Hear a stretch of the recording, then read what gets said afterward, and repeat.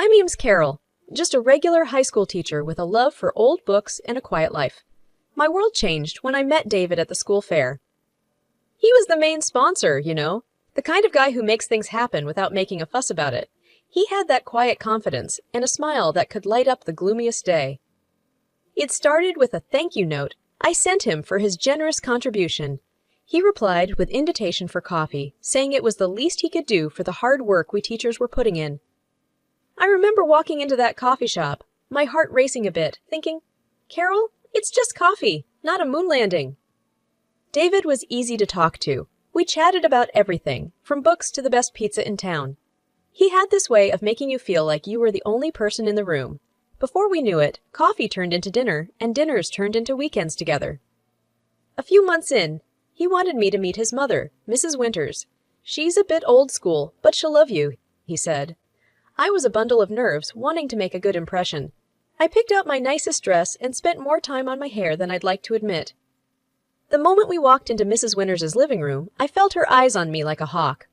So, you're the teacher David won't stop talking about, she said, her voice colder than I expected. I smiled, reached out for a handshake, but she just nodded, her eyes scanning me from head to toe. Dinner was an experience. Mrs. Winters had this way of talking where every compliment sounded like she was doing you a favor. That's an interesting dress, dear. Vintage shop? She said, her eyebrow raised just so. I felt my cheeks burn, but I managed a small thank you. It's one of my favorites.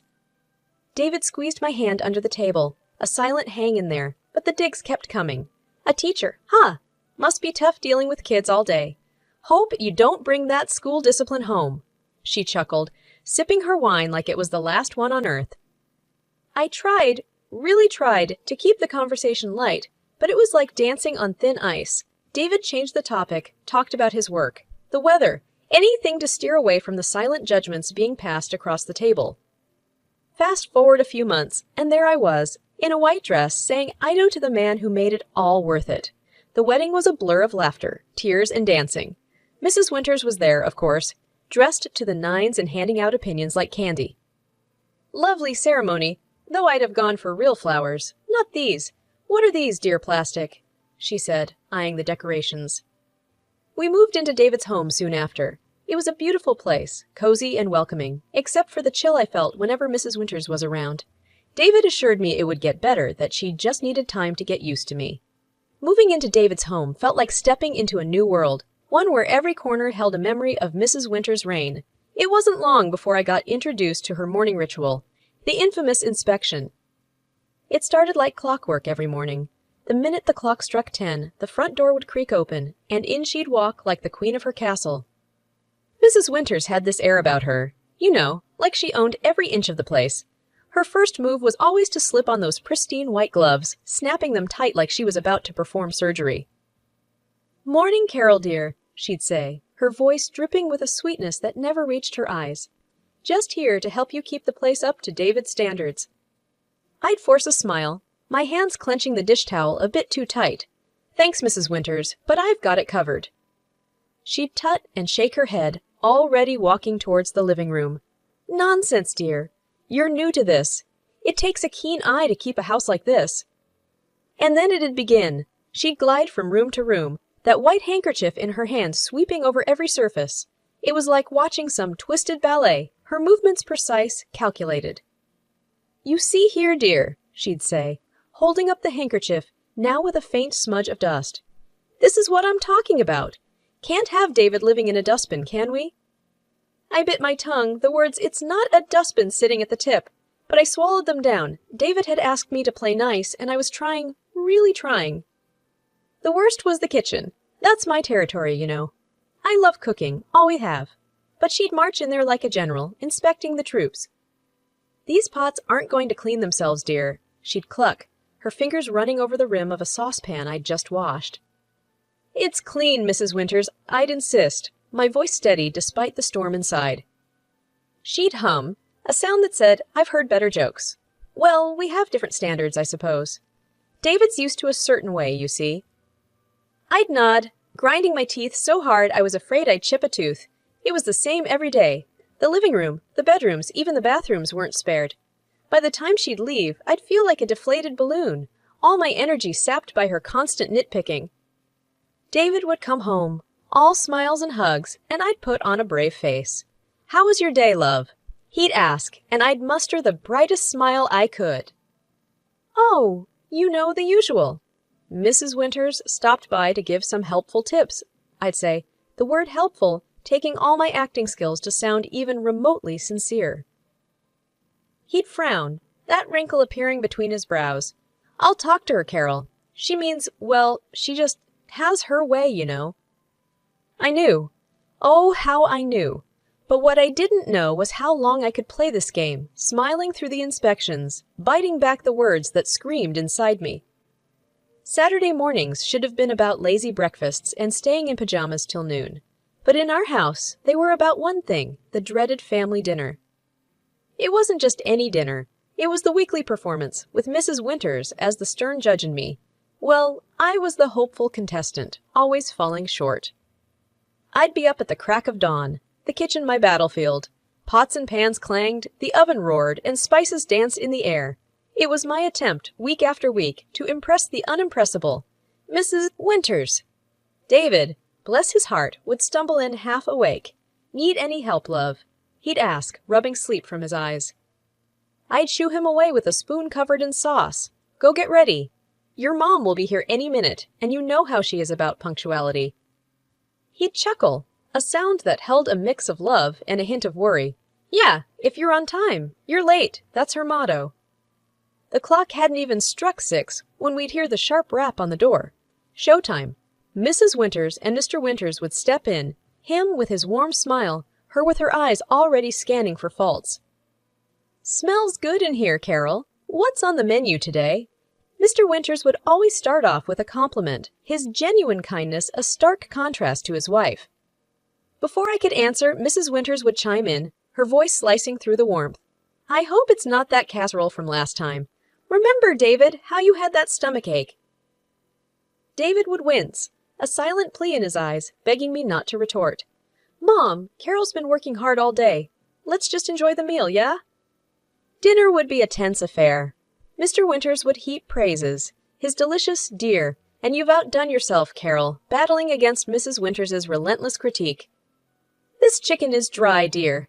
You really must learn to keep an eye on the oven," she'd say, pushing her barely touched plate away. I'd grit my teeth, forcing a polite, "I'll remember that for next time, Mrs. Winters." David would try to lighten the mood, his jokes a desperate attempt to bridge the widening gap at the table, but it was like throwing pebbles into a chasm, hoping for a bridge. And then, just when I thought I'd survived the worst, dessert would come, and with it, a fresh wave of critiques. "Is this pie supposed to be this? Crunchy?" Mrs. Winters would ask, the word crunchy sounding more like catastrophics. I'd swallow the lump in my throat, my reply a mix of wariness and defiance. "It's a family recipe, Mrs. Winters. It's always a hit." She'd raise an eyebrow, her gaze saying clearer than words, "Not in this family, dear." As they'd leave, Mr. Winters would give me a warm, encouraging hug, whispering, "Don't mind her, Carol. We all love your cooking." But Mrs. Winters's parting words would always be a reminder of the invisible scoreboard where I was always trilling. "Try harder next time, dear. A happy husband is a well-fed husband." The door would close behind them, and I'd stand there, a mix of frustration and defeat simmering inside. David would wrap his arms around me, his silence a mix of apology and solidarity. "It's just one night a week, love. We'll get through this," he'd whisper, his words a lifebuoy in the stormy seas of Saturday dinners. The news of the pregnancy should have been a moment of pure joy, a new chapter for David and me. But amidst the excitement, a shadow lingered, the thought of Mrs. Winters's reaction. David was over the moon, grinning ear to ear. "We're going to be parents. Carol, can you believe it?" he'd say, wrapping me in a hug so tight it felt like nothing could go wrong. But the first time Mrs. Winters dropped by after hearing the news, the air was thick with tension. I braced myself for her words, hoping maybe, just maybe, this new life might soften her. "Well, I do hope you've read up on parenting, Carol. It's not all cooing and cuddling, you know," she started, her tone as sharp as ever. I bit back a sigh, a fake smile plastered on. "We're thrilled, Mrs. Winters. And yes, we're reading a lot, getting ready for the baby." She sniffed, peering at me like she was assessing if I was up to the task. Well, make sure you follow the right books. Some of these modern ideas are just nonsense." David squeezed my hand under the table, a silent message of support. But as the weeks turned into months, the pressure didn't ease. Mrs. Winters's visits became a litany of advice and thinly veiled criticism. "You're not eating enough greens, Carol. You want the baby to be healthy, don't you?" she'd say, eyeing my plate like it was a crime scene. Or, "Make sure you're not being too lazy. Exercise is important, but don't overdo it. You wouldn't want to harm the baby." It was a no-win situation. Do too little and I was careless. Do too much and I was reckless. The breaking point came one quiet afternoon. Mrs. Winters had just left. Her parting words, "Make sure the nursery is painted soon. You don't want the baby coming home to an unready house," ringing in my ears. David found me in the nursery, the paint samples scatter around, tears streaming down my face. "Carol, what's wrong? Talk to me, love," he said, his voice laced with worry. I let it all out. The frustration, the hurt, the exhaustion. "I can't do this anymore, David. It's like I'm walking on eggshells in my own home. Your mother. It's just too much." David's face hardened, a rare sight. "I'll talk to her, Carol. This ends now. You and the baby are my priority." And he did. That evening, I heard hushed, tense voices from the living room. I couldn't make out the words, but the tone was clear. David was setting boundaries, fighting for our little family. The next day, Mrs. Winters's visits stopped. No more morning inspections, no more veiled insults. It was a relief, yet the silence felt heavy, charged with unsaid words and unresolved tensions. David was quieter, too, his smiles not reaching his eyes. "She's my mom, Carol. It hurts, but you and the baby come first." "Always?" I held him close, the future uncertain but our resolve clear. We were a team, and we'd face whatever came next, together. 7 years flew by since Lily, our little bundle of joy, came into our world. David was a doting father, his love for Lily shining in his every action. My father, in-law, a gentle soul, adored his granddaughter, his face lighting up with every giggle and every new word Lily spoke. But there was a chill that never thawed, a coldness that lingered in the air whenever Mrs. Winters was around. She kept her distance from Lily, her words as sharp as ever. "Children should be seen and not heard," she'd say, dismissing Lily's cheerful chatter as nothing more than noise. Lily, with her big heart and innocent eyes, couldn't understand why her grandma wasn't like the ones in her storybooks. She'd try, in her own sweet way, to win over Mrs. Winters. "Look, Grandma, I drew this for you," she'd say, holding up a crayon masterpiece. Mrs. Winters would barely glance at it, her voice devoid of warmth. "That's nice, dear. Now go play. Grandma's busy." But Lily never lost her spirit. She found her passion early, cooking. The kitchen was her kingdom, her small hands skillfully mixing, stirring, and baking. Every weekend was a new adventure, her culinary creations a source of pride for us. "Look, Daddy, I made cookies," she'd exclaim, her face beaming as she presented her latest work. David would scoop her up, his laughter filling the room. "Chef Lily, you have outdone yourself!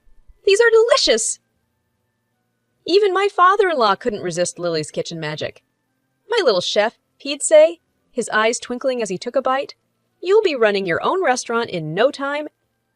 Their words were a balm to Lily's soul, a stark contrast to the cold indifference she received from Mrs. Winters. But children have a resilience, a way of focusing on the love they receive, not the affection withheld. One evening, as Lily set the table, her latest culinary creation taking center stage, she looked up at me, her eyes serious. "Mom, why doesn't Grandma like my cooking? Doesn't she like food?" I knelt beside her, my heart aching with the innocence of her question. "Sweetheart, Grandma, she's just different. But your cooking is wonderful, and Daddy and Grandpa and I, we love it. That's what matters, right?" Lily nodded, her smile returning, the shadow of Mrs. Winters's indifference brushed aside by the love of those who mattered most. The Christmas invite from Mrs. Winters was a surprise, but Lily's excitement at the chance to showcase her cooking made us accept.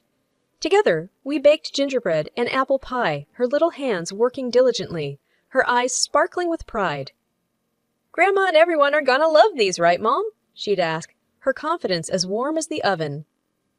"Absolutely, sweetheart," I'd reassure her, though a part of me dreaded the unpredictable tides of Mrs. Winters's approval. Arriving at the bustling house, we placed our dishes on the grand Christmas table, an array of colors and smells that promised a feast.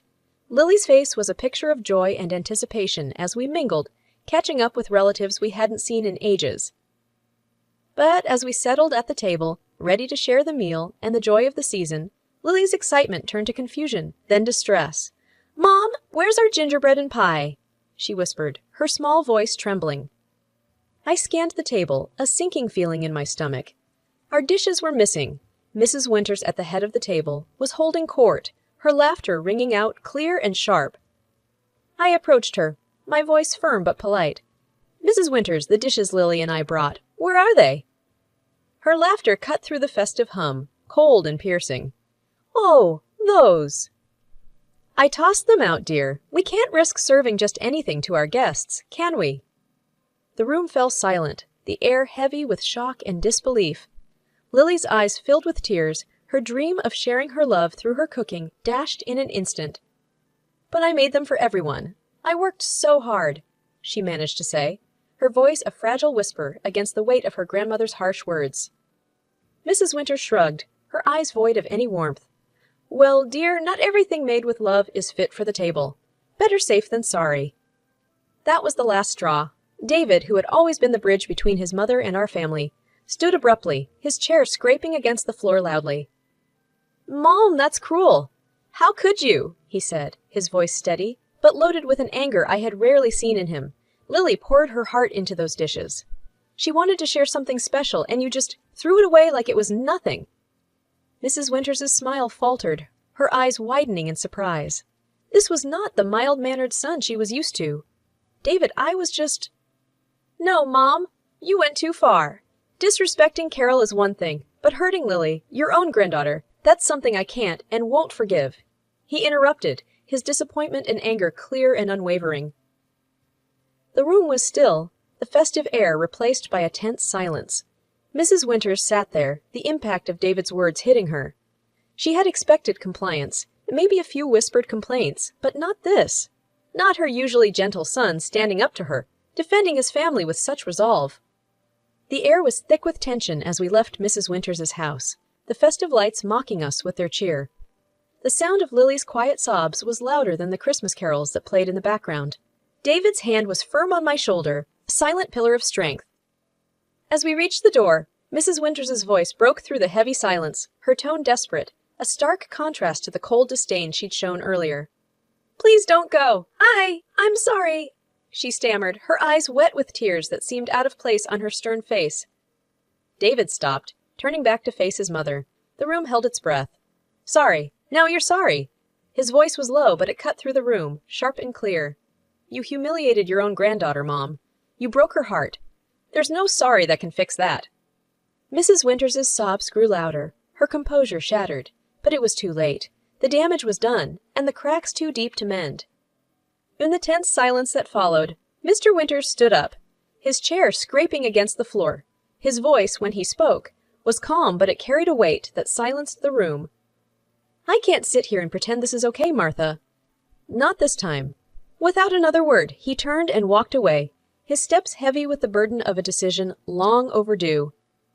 The room felt colder, the festive warmth snuffed out by a single act of unkindness.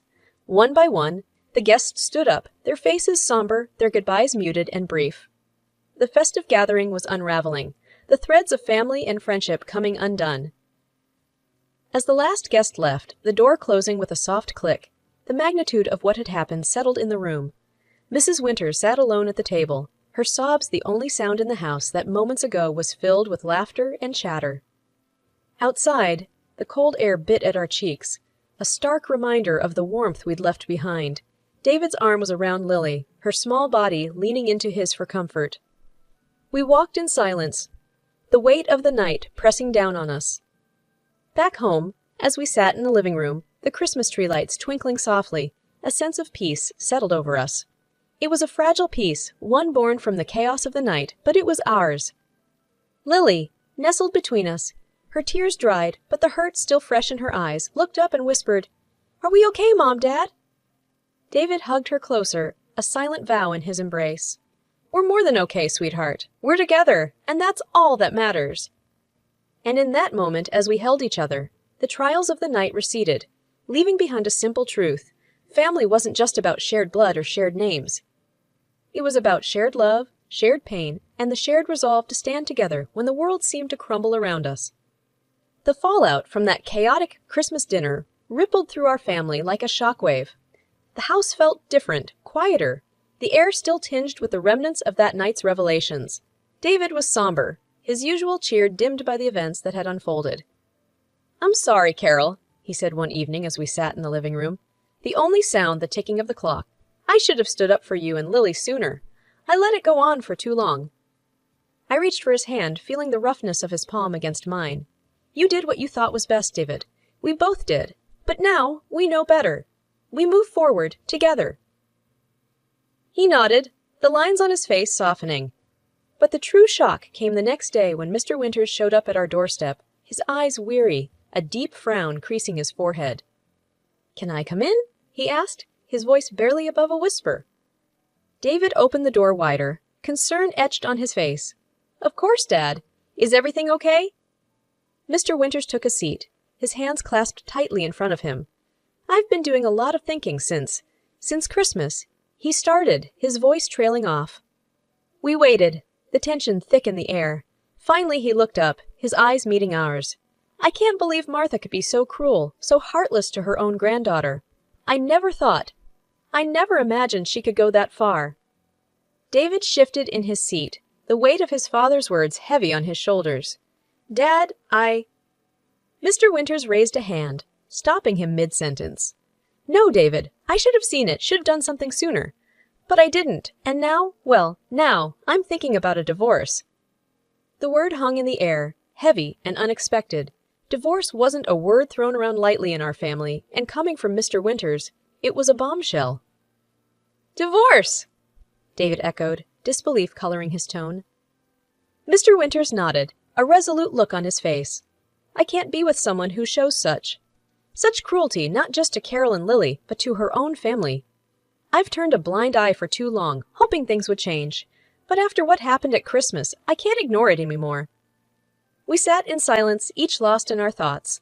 The decision was monumental, not just for Mr. Winters, but for all of us. It was a line in the sand, a declaration that enough was enough. "Whatever you decide, Dad, we're here for you," David said, his voice firm. "You've always been there for us, and that won't change." Mr. Winters smiled, a weary, sad smile. "Thank you, son. That means more than you know." In the days that followed, our family found a new rhythm, a new way of being. The shadows of the past lingered, but so did the promise of a fresh start, a chance to build something stronger and more resilient from the broken pieces. Lily's laughter returned, filling the house with a warmth that pushed back the darkness. And as we sat together, the three of us with Mr. Winters now a more frequent visitor, I realized that family wasn't about tolerating the intolerable. It was about standing up for each other, about choosing love and respect over blood and tradition. In the quiet moments, when the night wrapped the world in its embrace, I'd look at my little family and know that, despite the storms we'd weathered, we were stronger together. And no amount of cruelty or coldness could ever change that.